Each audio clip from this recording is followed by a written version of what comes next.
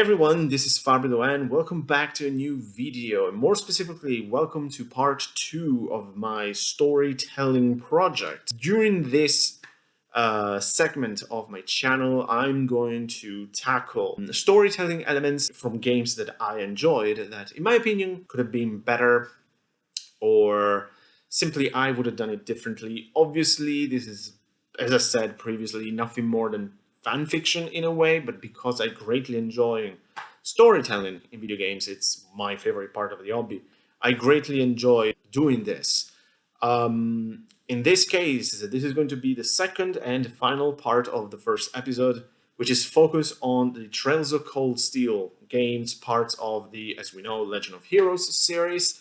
And I hope you guys will enjoy it because this was a bitch to make. So definitely let me know what you think. Leave comments, likes, subscribes, whatever you want.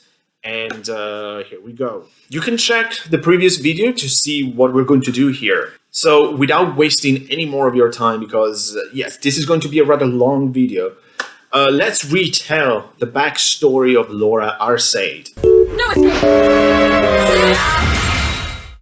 Oh shit. Also, I'm not going super deep with this, meaning I'm not going to add new dialogues or change existing one, with some exception, or I would just give some ideas of potential dialogue, something like, oh, maybe the character would say this. Very generic, as going too deep into retelling will be a bit too much and it would take way too long. But with that said, let's go. And first thing, I believe that we need to introduce Arseid a bit better, and especially starting to hint at the connection between her and Laura that we've mentioned in part 1 of this project. Therefore, we have to go all the way back to Cold Steel 1. With regards to the first game, I wouldn't change much with one exception. The part of the story that takes place in Legram, and more specifically, Lohengrin Castle.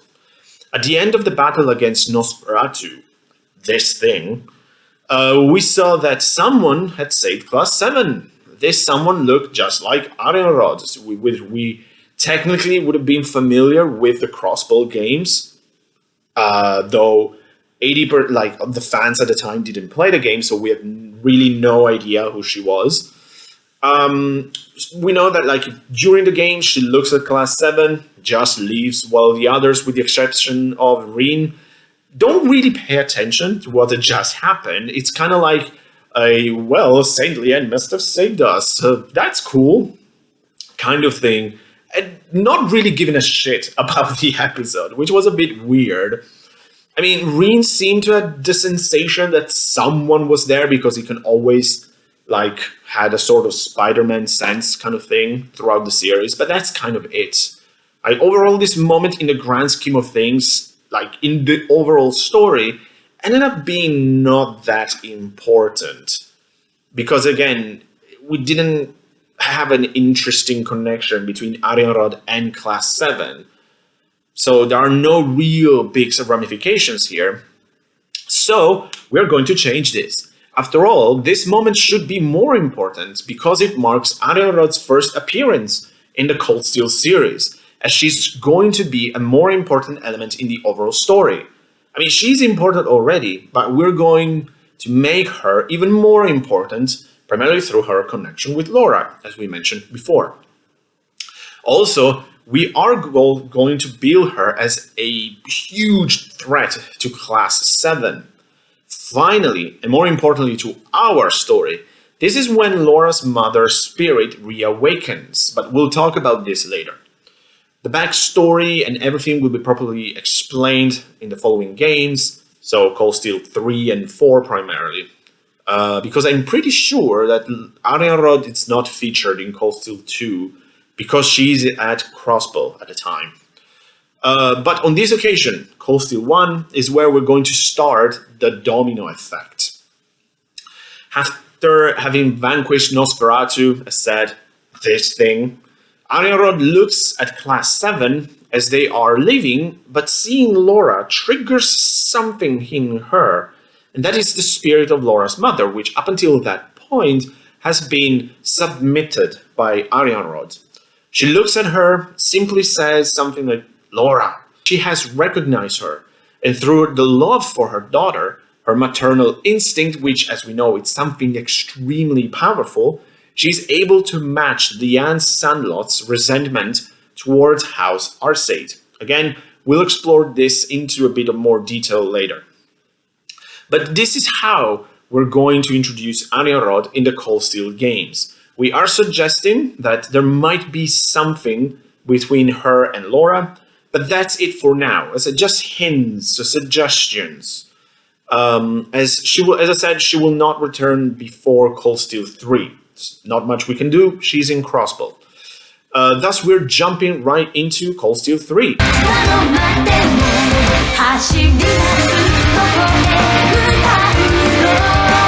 She will become a very important element for this game on. Basically, she's one of the main antagonists. Like, she's already is in the proper games, but we're going to build her even more. As said, the aim of this story is to make the connection between her and Laura more personal and impactful. And the third game is where you need the big reveal to happen. Also because by this point you believe you know everything there is to know about Laura. After all, it's the third game of the series. What else is there to tell? Well, let's find out. Our story begins on Brionia Island, like this place, more specifically at the Soul Shrine. Here, like in the actual games, new Class 7, so Yuna, Altina, Kurt, Ash, and Muse, under Reen's supervision, faces the Stahl Ritters. As they manage to get the upper hand, this is when Arianrod intervenes. So far, up until this point in the story, we have followed the games. But here is where we're starting to deviate a bit, as we need, as I said, to build her up as a nuclear level threat to Class 7, even more than what the games did. As soon as she appears, Valimar, sensing the what the fuck level of danger that she represents, activates on his own, without any input from Reen. However, just like in the game, Arianrod is able to seal it, so no Valimar, oh no. Next, new Class 7 faces Arianrod and, well, everyone dies. The idea is that you cannot win this battle. You cannot do anything, actually. I would present this battle in the following way. The players have something like 2 turns per characters, during which you can do whatever you want, but you cannot deal damage to her no matter what you do. So you have to show the difference in level between her and the rest. After these turns, there is a short cutscene, like in-game, during which Arianrod simply says, like, make a snarky comment, like, I am bored, and proceeds to murder everyone by unleashing her S-craft skill, and the battle is over, basically. Then Reen has the brilliant idea of challenging her one-on-one on his own, but this time using the full strength of his ogre power. Something that kind of happens in the game, but again, we're deviating a little bit. We can see that Arianrod is like walking away. She is intrigued by this challenge, makes a cool comment, something that Arianrod would say, and then she proceeds to mop the floor with poor Reen. Again, oh no. I will make this battle condition something ridiculous, like bring her HPs to 90%, since you deal little to no damage with Reen at full force, and she has like 1 million HP, something ridiculous, typical of Kiseki bosses, basically. Because as I said, we need to establish how strong and dangerous she is, and this is a good way to do it. Once the player manages to bring her HPs to next to like full, so 90%, this triggers a new cutscene in which she defeats Reen in one hit with another move, with like no effort at all. Then she makes another comment like, you're not worthy to see me, to face me. I didn't even need to remove my helmet. So you don't see her face yet, which is important. Then Gaius and the others appear. Hooray, we're saved and back in the game's original tracks. So this is Arianrod's first proper appearance in Cold Steel as an active part of the story, just not a cameo in the background in Cold Steel 1 as we did. But let's have her make a big impression on both Class 7 in-game and the players, like a proper, oh shit, this is going to be a tough boss to deal with. Next, we're going to fast forward to Juno Naval Fortress, this place. Here I would have an important difference with the original game. Laura is a mandatory party member, so it's not just Reen plus new Class 7, but Reen, Laura, and new Class 7. After all, we are about to face the Stahl Ritter in a big battle. The prospect of Arianrod showing up makes Laura eager to take part in this mission and test her skills against such a worthy opponent, or something on the note that Laura would say. But most importantly, Laura needs to be here, since this is where we're going to have the big reveal. Also, we have to deal with a major issue here, and that is Aurelia. Why is she such a problem? Well, let me explain this a little bit. To me, this moment, this battle, is where her character was basically killed. We're having a showdown between the two greatest warriors of their respective generations, which is all cool and dandy, but at the end, when Arianrod recognized that Aurelia is already stronger than she ever was, even during her prime, didn't make any sense to me. And Arseid kind of killed Aurelia's character, as she was left with no purpose other than being a nice piece of the furniture that makes a funny comment here and there, but with nothing to offer to the story. To have Arianrod commenting that Aurelia is already stronger than she ever had been massively undermined her overall threat level and aura, while at the same time, it overpowered Aurelia way too much, and she didn't need that. To the point that, again, she only had one element as an entire character, and that is the fact she's invincible. And that's boring and a shame, because when she was introduced in Cold Steel 2, I think, she was very promising. Like, she looked very cool, she looked like a badass, everyone was terrified of her. I was like, oh, she's going to be a big part of it. And by the end of the story, I couldn't care less about Aurelia. As said, a nice piece of the furniture in the background, but a useless piece of the furniture. So I think that we can have two options here with her.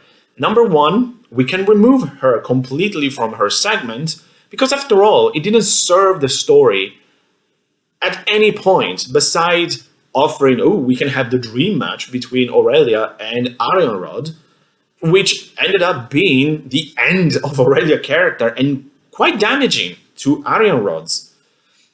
Number two, and this is where I'm going, we can still have Aurelia, we can still have having her helping Class 7 against the Stahl Ritter.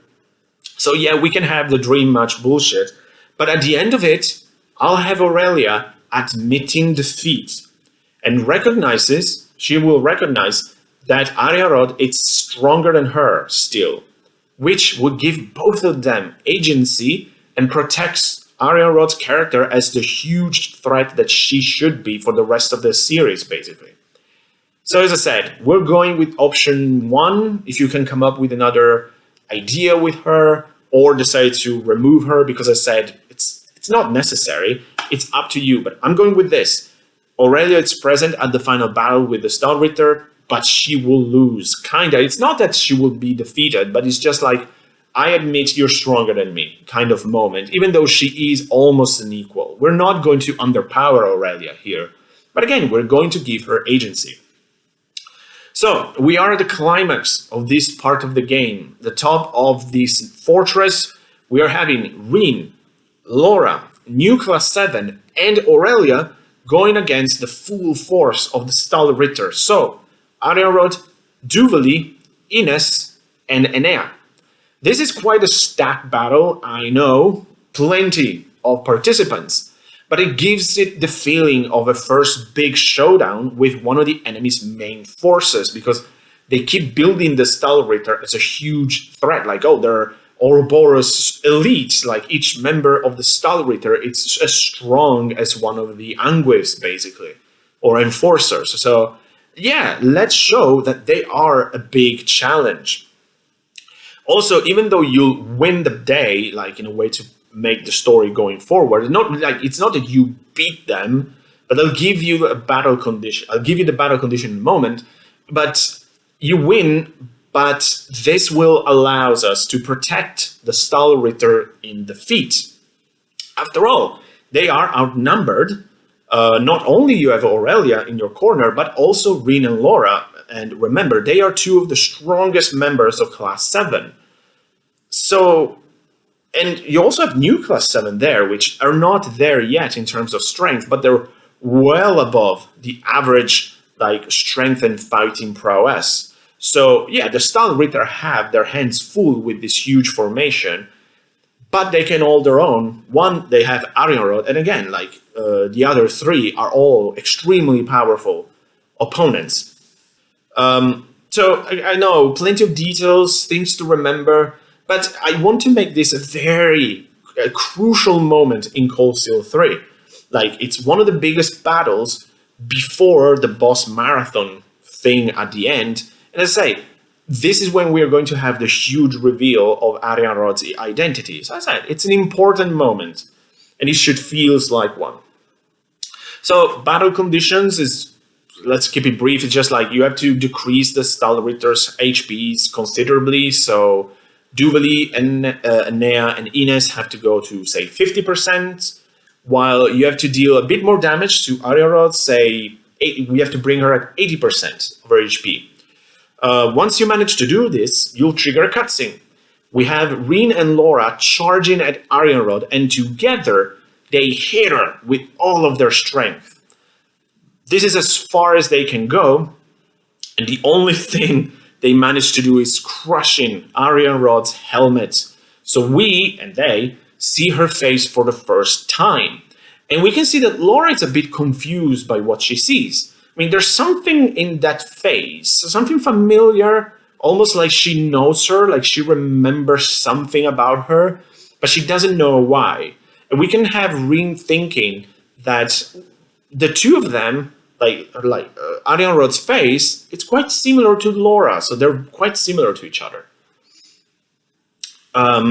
Then we have part 2 of the battle, which is Laura and Rin versus Arianrod, and obviously she annihilates them. By this point, there's no chance they can do anything against Arianrod. Obviously, all seems lost for the two of them, but we have Aurelia interrupting the enemy, arguing that she cannot allow them to kill, she cannot allow her to kill them, while all of a sudden, hooray, reinforcements arrive, and it's Victor Arseid, so Laura's father. Him and Arianrod have a brief exchange, and it seems that they know each other. But soon after, surprising everyone, Arianrod orders the Stahlritter to retreat. Because we have to remember, Arianrod is not like, say, McBurn. It's not like, we're going to fight till the end until we're both dead. No, we can show that she's more intelligent, she's more strategic than the other strongest member of Ouroboros. So it's a situation of like, we're done what we needed to do. We have no reason to stay any longer and play with them while risking our mission. So again, they're smart, but at the same time, they are the villains who can have things done. Before leaving, I'll have Arianrod looking at Laura one more time, and she disappears, followed by her loyal knights. I will have Duvali, I love Duvali. She's so much fun. Duvali the Swift. She'll be trouble. She may be kind of a ditz, but she's fast. Who are you calling a ditz? Cocky little hatchling. Acting like the goofball she can be, like a sort of Saturday morning cartoon villain, saying something, you get lucky this time, class 7, but I'll get you next time. Something like that, who would kind of fit Duvali's character. So this huge battle is over. And of course, everyone wants to know why Victor is there instead of being on the Courageous. And he replies that once he had heard that the Stahlrichter, especially Ariarod herself, had showed up, he had to come because that woman is, or better was, his wife, hence Laura's mother. However, he says that this is neither the time nor the place to discuss this. Whenever Laura and Class 7 are ready to know the truth, they should visit him in Le Gram, and let's skip to the chase and go right there.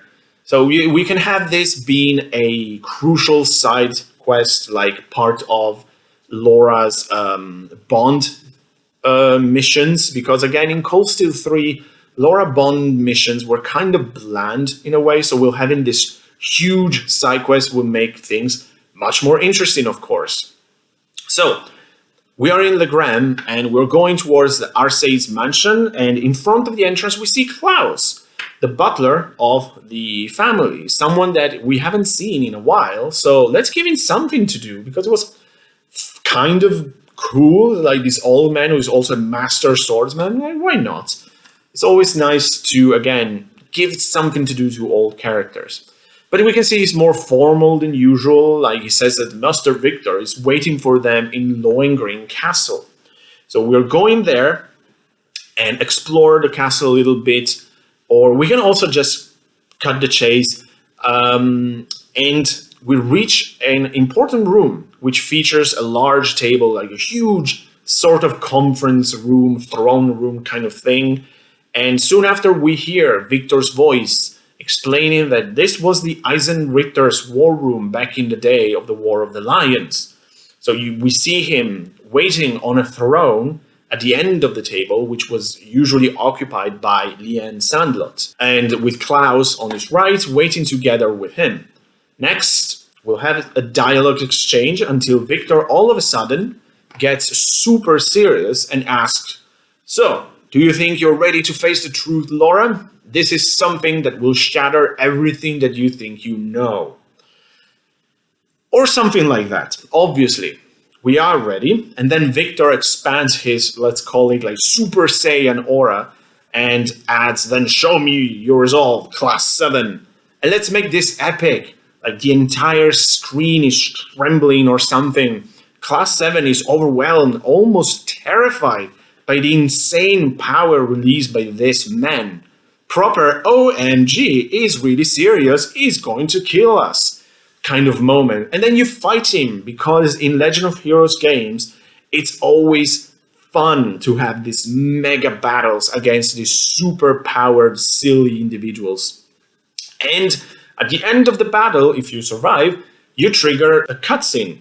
Class 7 is exhausted, while he hasn't even broken a sweat, of course. Let's use the classic Kiseki anime trope. I know, we'll love it. But deems them ready. And the next moment, we hear clapping in the background and see that Aurelia and Roselia are both there as well. The first will make a typical Aurelia comment, like, "I wouldn't mind testing Class 7 Resolve myself." Something that she would say, to which everyone is like, "Fuck it, Principal, don't start." Well, Roselia adds that Victor has asked them to be there. And let's briefly talk about Aurelia's presence here once again. While it's not necessary, I thought it could fit the story and again had something to her character a bit. Also, her being involved in this instance kind of makes sense. After all, she is Victor's star disciple, so they trust each other, and I can see Victor being comfortable sharing this big family secret to her. Also, I'm pretty sure that someone like Victor would know of her involvement with Muse's schemes and grand plan. And ultimately, I think this is something that some key people should know, and few people are as important as trustworthy as Aurelia. With regards to Roselia, on the other hand, she has to be there for the reveal, considering that back in the day, Liane and her were good friends. So, now that everyone is there, Victor proceeds to reveal the truth about the end of the War of the Lions, the death of Saint Liane Sandlot, and the sin of House Arseid. He then comments that the the truth that we all know, so the traditional narrative of the war, is a lie, a construction made by House Arseid itself in the aftermath of the war, basically to cover their asses. And the truth is that Liane Sandlot was betrayed and killed by her second-in-command, Shion Arseid, who will then fabricate the canon story that everyone else, including Roselia, which is the one that every Imperial citizen learned in school, basically, that she died, we don't know how, it's very vague, during the final battle of the war. So in order to make this more effective, we have to give Shion a face and a bit of a character. But that's easy. Just do some flashbacks. The key question, of course, is why did he kill her? And I would go for something simple, yet believable and effective at the same time. Envy. Here you give some character and information about Shion Arseid through a set flashbacks. Something that Cold Steel does constantly. Tell that he was one of the strongest and proudest warriors of his time. Some said he was even stronger than Drycles himself. But he could never beat Liane Sandlot, and this was a big source of frustration for him. Nevertheless, despite this personal issue, as House Arseid was subordinate to House Sandlot, he served her, his lord, faithfully and worthy of the knight that he was. Overall, Shion was a capable second-in-command of the Eisenrichter, a reliable companion, 100% loyal to Drycles' cause during the war. But there was always this drop, this hint of darkness deep inside his heart. As I said, he was frustrated by this inability to overcome Liane. But he kept all of it inside, as we said. And this is important, because at first, you can simply explain he was envious of Liane. But later, as we started to get more into the lore, once we started to learn about Ishmelga, we can have someone revealing that Ishmelga manipulated Shion. We can reveal that Shion actually was progressively manipulated by Ishmelga. And this thing, he messed with him, with his emotion. He expanded, it increased his frustration, to push this envy to the point of madness, and is what made him doing the unthinkable, killing Liane. And this makes sense if you think about it. After all, within the lore, Ishmelga is regarded as the responsible of every disaster that has ever befallen in Erebonia. So we're going to add the death of Liane Sandlot by the hands of House Arseid to this list of disasters. However, as soon as Liane dies, Ishmelga freed Shion from his influence in order to mess with him even more. In fact, as soon as he realized what he had done, Shion went completely mad with grief and remorse. He had just gone against everything he believed in, and had dedicated all of his life by killing his lord. This is why he actually added the letter S, the initial S, for Sandlot, as we said in part 1, to his name and that of his descendants. In his broken mind, this was a further proof of his perpetual loyalty towards his lord, but also a memento of the sin he had committed and that his family should never forget. Liane, of course, didn't take this very well, and she cursed Shion and his lineage. She would haunt him for the rest of his life, and more importantly, her vengeful spirit will possess a member of House Arseid as long as she needed, thus allowing her to continue her mission, and this vengeful spirit took the name of Arianrod. So this is kind of the origin story of Arianrod, in a way of House Arseid, the meaning of the letter S and all of that. And this is where you make the connection between the key characters of this tragedy. So Arianrod herself, Laura, and her mother. So at the time of Laura's birth, her parents, so Victor and her unnamed mother, and We can give her a name, for fuck's sake. Just make things easier for us, Falcon. Learned that their daughter had been chosen to become Arianrod's new vessel. So it could have been Laura. Torn by desperation, the two of them try to come up with a solution to save her. And at this moment, Laura's mother sacrificed herself. She decides to offer her body to Arianrod instead of that of her daughter. Victor couldn't do anything. Despite his strength, he couldn't save both his wife and daughter. He had to make a decision. And together they decided to give their daughter a future. And thus, Laura's mother became Arianrod. So, Arianrod's body, that we see throughout the games and in Crossbow, is actually that of Laura's mother. Therefore, because of this, I would be sure that you never see Liane Sandlot's true face. So in the flashbacks, we can have like her face always covered, or the camera is always from an angle that always prevents us to see her face. I don't know, like it's from a weird angle, it's behind her, or when, I don't know, Dreikel looks at Liane, her face is all blurred, or we cannot see her face, something like that. Will keep the identity, like the true face of Liane, a mystery. Because what we see, it's actually Laura's mother. Other than Victor, the only one who knew this secret was Klaus, the family butler, who had sworn to never reveal it. And soon afterwards, we'll have Victor starting to spread rumors that his wife had died of a not very clear illness, which is the current and official version of what happened, but of course not the truth. Although we can maybe, like in the previous game, having some members of Erebonia's nobility whispering that the death of Viscountess Arseid has always been surrounded by a fog of mystery. It's always like very vague. We don't know what actually happened. So there's always been a mystery surrounding that family. Then, many years later, Laura has enrolled at Thor's and has been accepted in the second incarnation of the experiment known as Class 7. And here is when the events of Cold Steel 1 in Lohengrin Castle that we've mentioned at the beginning take place, with Laura's mother seeing her daughter for the first time since becoming Arianrod. And this could be interesting, actually, because it can offer some development to Arianrod's character, and we can have her showing a sort of double personality between Cold Steel 3 and 4. After all, we have two spirits residing inside one body.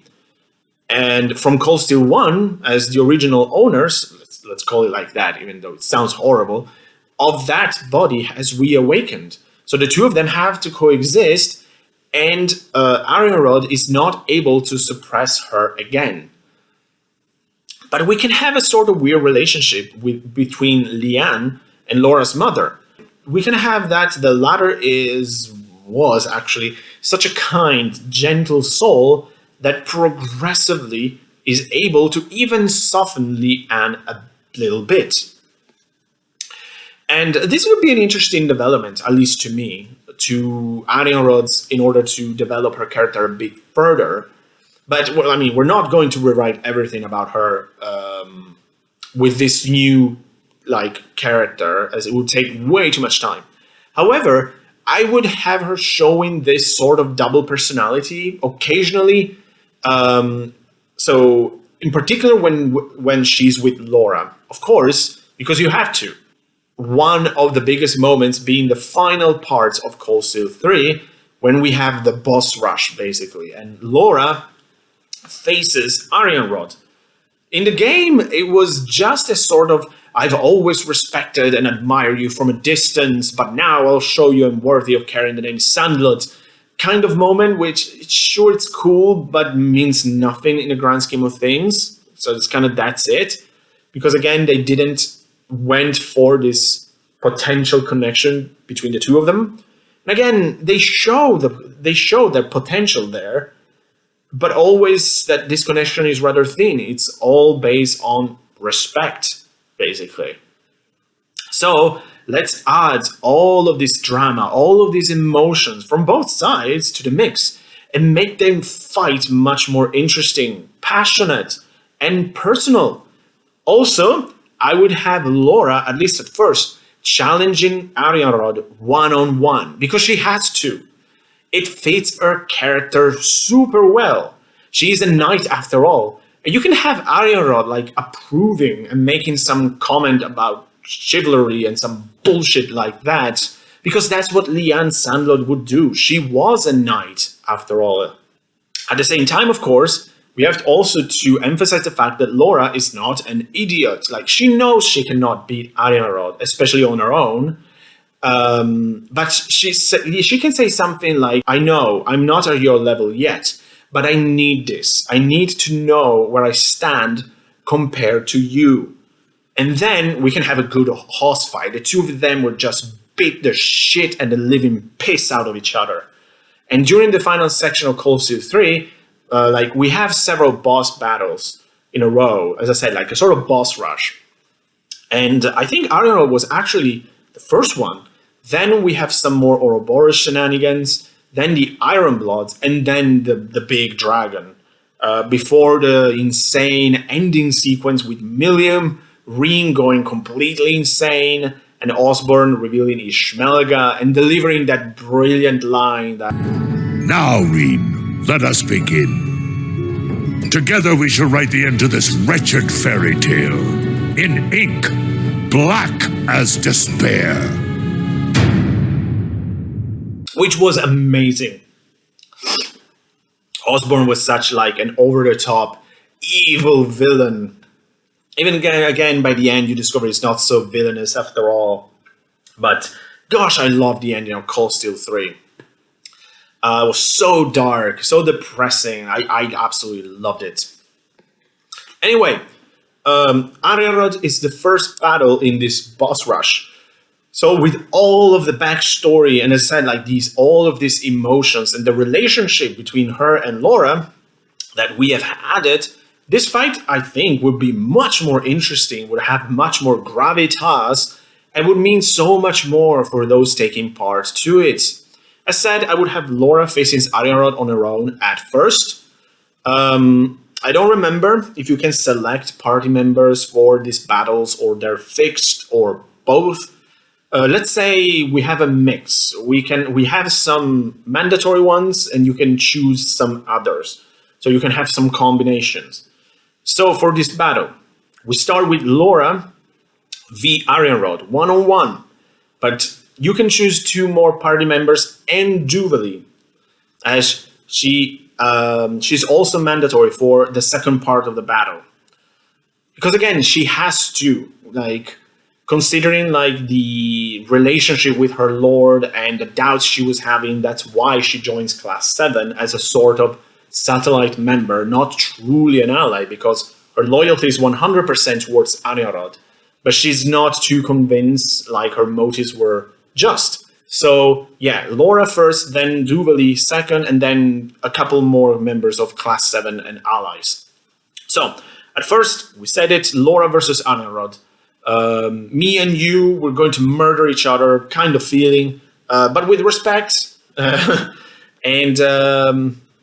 Yeah, there's no way around it. This battle is going to be very tough because it's one-on-one. Laura, she can do a lot of damage, but she's not exactly a tank. So it's very important to strategize, like the way you equip her, her quartz, and all of that.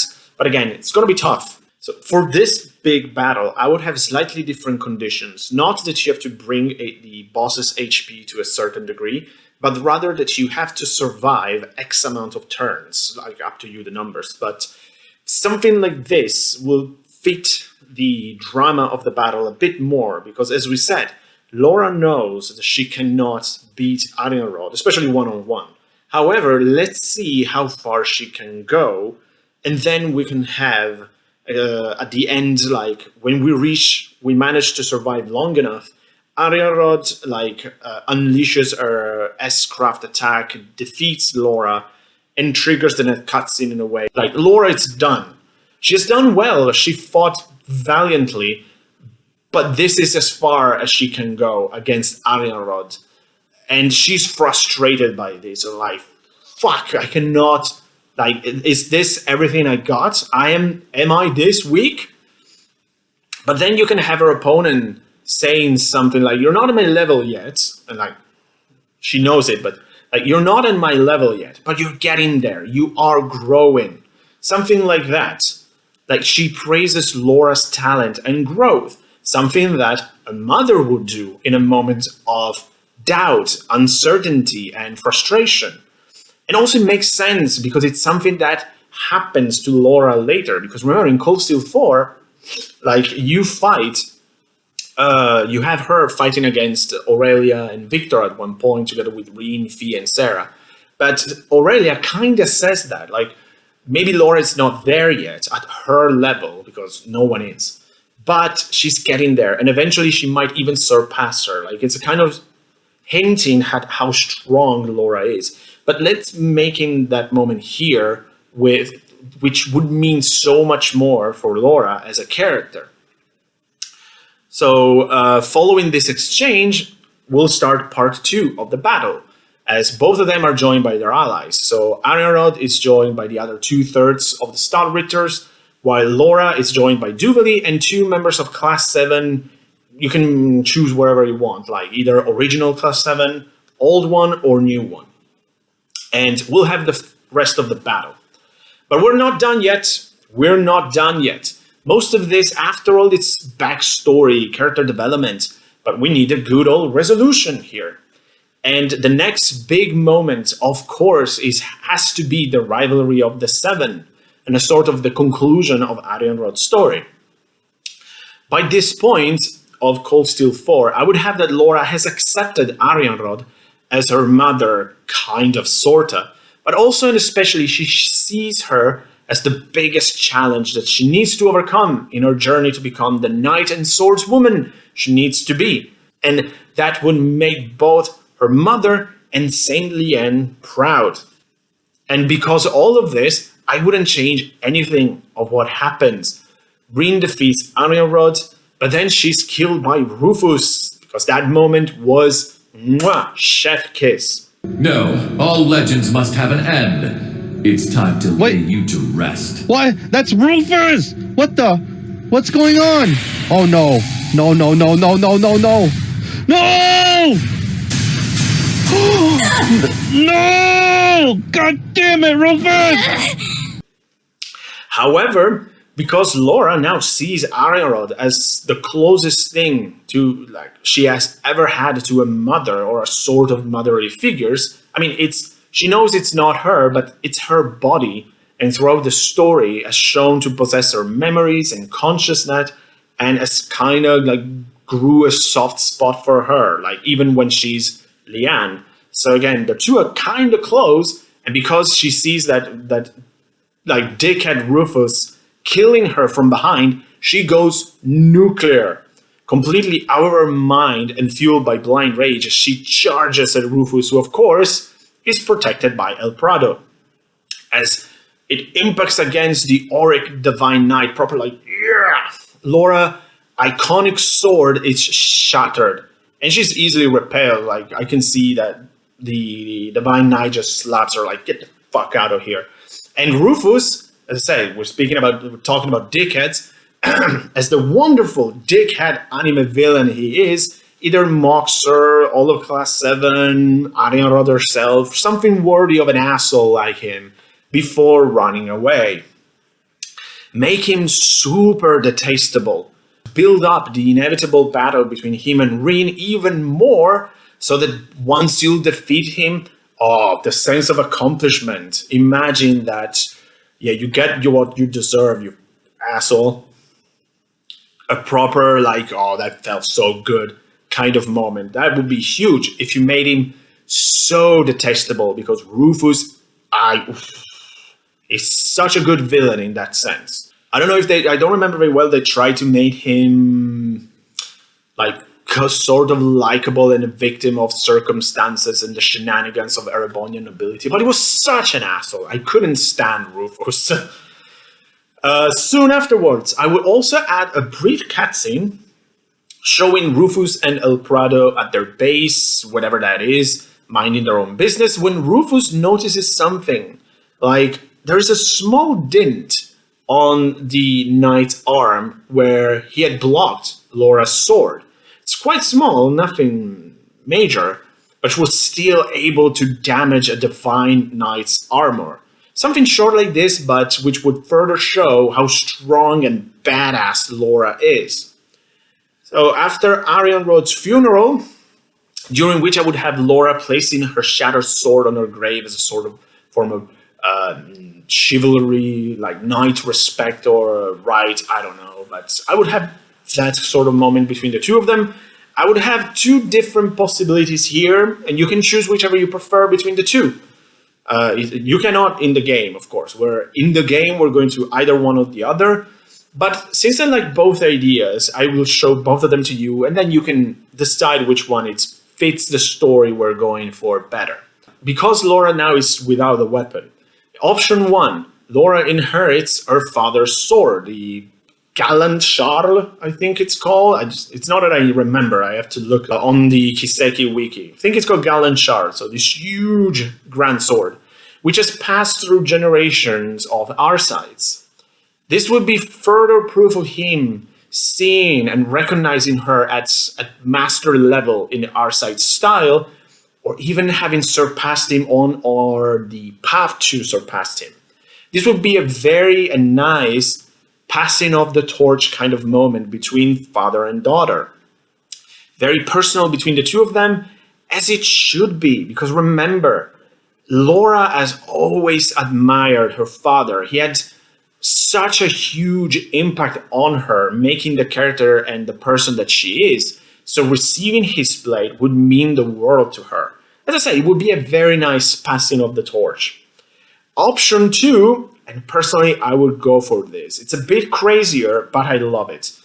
I would have Laura picking up Arianrhod's huge spear, and that would become her weapon from this moment on. This would be crazy, I know, but I can see this actually. Laura, after all, is used to wield weapons considerably bigger than herself. So why not that awesome, like steampunk-looking lance?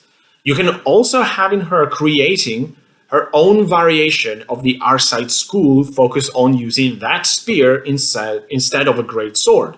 And in a game, it would translate in basically as her usual skills, plus a couple new ones closer to the one used by Arianrhod, and maybe a new S-craft. Something like that. In doing this, by having Laura picking Arianrhod's spear, you can also create an interesting subplot between her and the Stahlritter. In a way, they see her as their new lord, but she isn't really, and she doesn't really want to be, but she carries her lord's weapon, so what's going on? And also you can have both Duvali and Ines being a bit confused, because they're kind of like, Duvali is sort of a goofball, Ines is like all muscle, no brain kind of thing. So they see her as their lord's daughter, but she's not really, but she has her weapon, like what the fuck's going on? We don't understand. In particular, I think that this can create an interesting like dynamic and relationship between Laura and Duvali, which has been hinted occasionally throughout Cold Steel 4, but again, very briefly, like extremely thinly, because in a way, like, it's just a sort of two swords women respecting each other, then that's kind of it. So with Laura kinda taking over Arianrhod's place as the Stahlritter's new lord, she's conflicted. Like, no one can ever replace Arianrhod as her lord. I mean, that goes without saying, but her duty as a Stahlritter, as a knight, require her to follow this potential new lord. But again, in a way, she doesn't really like the Arseid, so you can have an interesting relationship here. Something like this, and you can have the two of them progressively becoming sort of friends and rival with plenty of respect towards each other. As I said, it's something that very briefly happens in Cold Steel 4, as Duvali admits that she actually kind of, in her own tsundere way, respects Laura's ability and vice versa. But let's just go a bit deeper and make it a bit more interesting. And this is where our story ends, basically. After all, by the time of Arianrhod's death, we are getting near the end of Cold Steel 4. By now, there are only 2 Divine Knights left for Reen to defeat, Rufus and Osborne himself, so we are close to the end of the rivalry of the 7 and the end of the game. Following Osborne and Hishmelga's defeats, peace has been restored and a new chapter in the Trail series can start. And with this, we can see the end of Laura's story. Just like all of the other members of Class 7, she's ready to move into the next chapter of her life as a new person, especially a new but more complete swordswoman, being closer to her ideal of a knight, which can be now a sort of mixture between her father and her sort of mother. We can so either with the passing of the torch from her father to her, or as I would done, starting a completely new chapter of her life, like her very personal path of the sword, by taking Arianrhod's spear and as the unofficial and not entirely recognized new Lord of the Stalritter. And this is how, overall, I would retell Laura's backstory. This way it could have been much more impactful, but most importantly, more interesting, as Laura would have questioned everything that she knew. She would have been properly connected with a major antagonist, thus giving both of them plenty of agency. Also, this would have made Arianrhod and Saint Leanne more interesting at the end of the day. And will even make an intriguing twist within the series lore. I don't know, but I think this is something I would have preferred. Of course, as said at the beginning of part 1, in the end, this is nothing but fan fiction. But yeah, I would have preferred something like this. It's just a thought. But what do you guys think? Did you enjoy this or hate all of it? Let me know in the comments, because I'm thinking of making a couple more videos like this, focus on story elements, characters, and such, both with the Trail series, because I offer plenty of opportunities for this, but also maybe with other games as well, so I would greatly appreciate some feedback if you have the time. But that's it, guys. Thank you so much for watching this, and like always, take care.